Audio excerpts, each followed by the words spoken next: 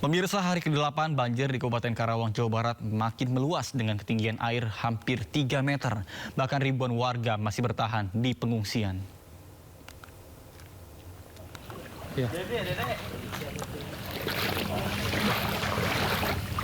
Ribuan rumah di 20 kecamatan di Kabupaten Karawang, Jawa Barat masih terendam banjir setinggi 1,8 meter hingga hampir 3 meter. Bahkan kondisi ini terjadi akibat luapan Sungai Citarum dan Sungai Cibeet. Selain merendam rumah dan sawah, banjir juga memutus akses jalan. Di sebagian wilayah, banjir juga mulai terlihat surut. Namun di wilayah Cekungan, banjir masih cukup dalam hingga ketinggian 3 meter. Adapun ribuan warga terdampak banjir masih bertahan di pengungsian.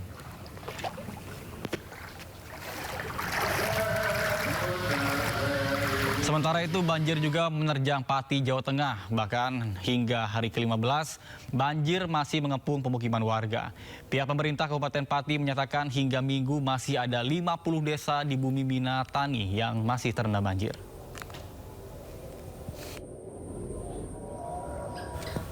Pemirsa, puluhan rumah warga rusak parah akibat banjir bandang di Pemalang, Jawa Tengah. Ratusan warga bertahan di tempat pengungsian yang minim fasilitas dan bantuan.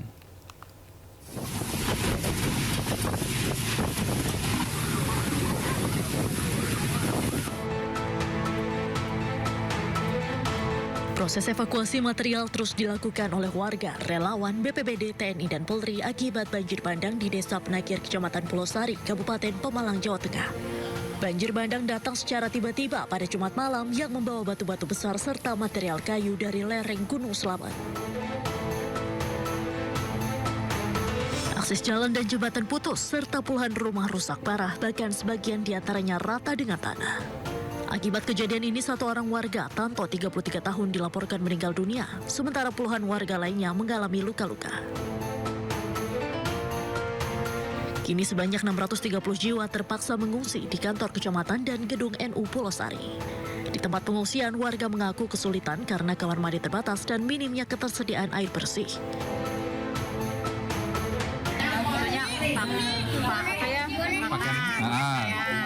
Tempatan itu masih kurang ya.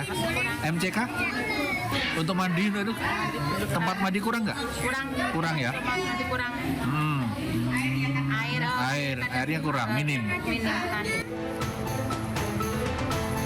Petugas gabungan terus melakukan penanganan darurat serta pendataan kerusakan dan kebutuhan para korban terdampak banjir bandang.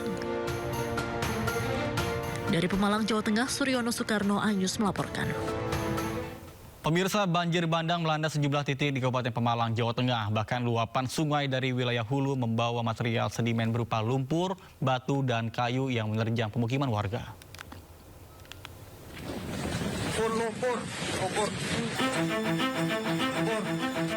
Selain banjir bandang, hujan deras yang disertai angin kencang di Kabupaten Pemalang, Jawa Tengah juga menyebabkan pohon tumbang di sejumlah titik.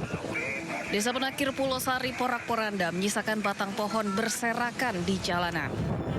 Sejumlah rumah warga juga dilaporkan rusak akibat terjangan banjir bandang.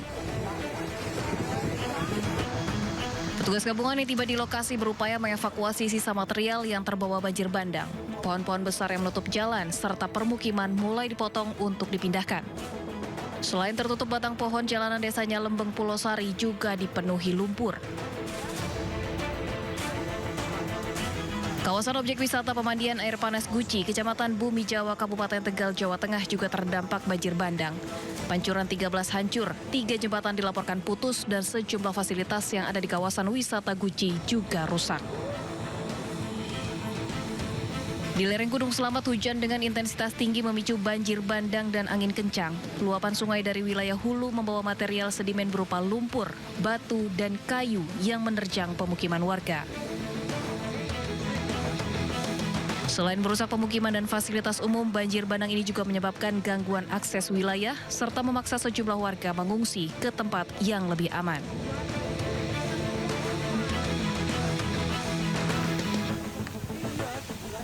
Pemirsa, petugas kembali menemukan jenazah korban longsor di Desa Pasir Langgu, Kecamatan Cisarua, Kabupaten Bandung Barat pada Minggu siang. Sementara ratusan warga lainnya masih dinyatakan hilang, dan untuk mengetahui informasi di sana kami sudah terhubung dengan rekan Naura Safika.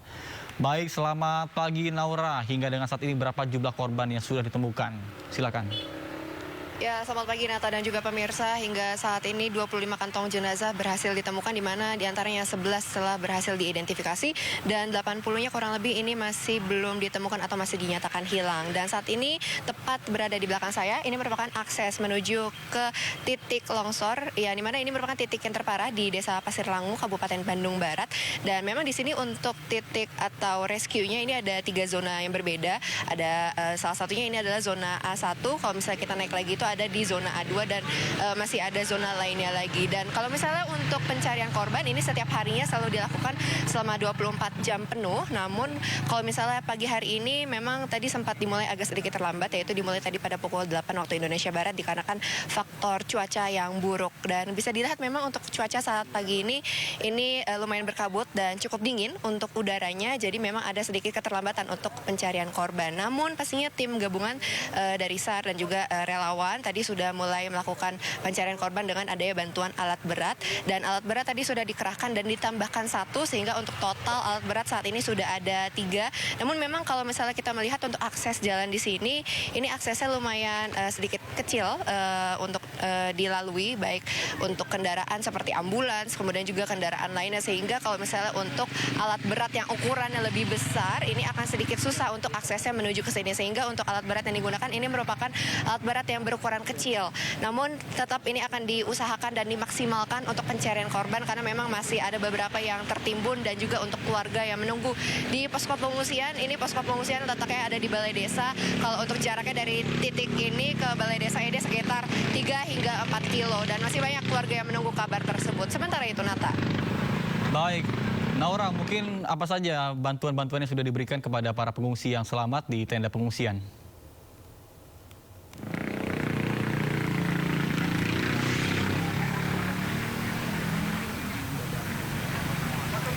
Naura? Baik, sepertinya kami terkendala. Maaf Nata, kami tidak mendengar. Baik, Naura, terkait dengan pengungsian, apa saja bantuan-bantuan yang sudah diberikan kepada para pengungsi di posko pengungsian?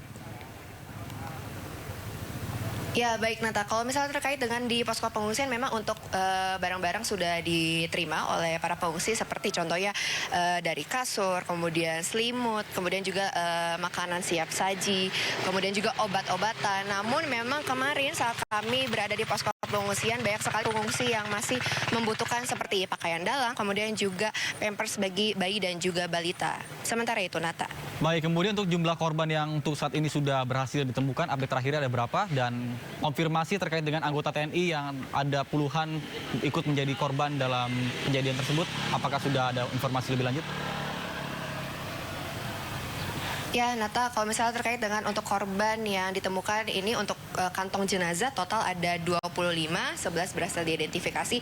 Dan kalau untuk korban selamat ini yang berhasil diselamatkan dari bencana longsor kemarin ini ada 23 korban selamat yang berhasil.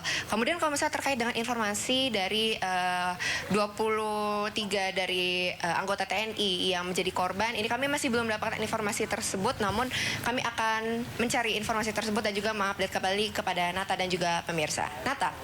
Baik, terima kasih Naura Safika melaporkan langsung dari kawasan Cisarua, Bandung Barat, Jawa Barat. Selamat bertugas kembali dan jaga kesehatan, Naura.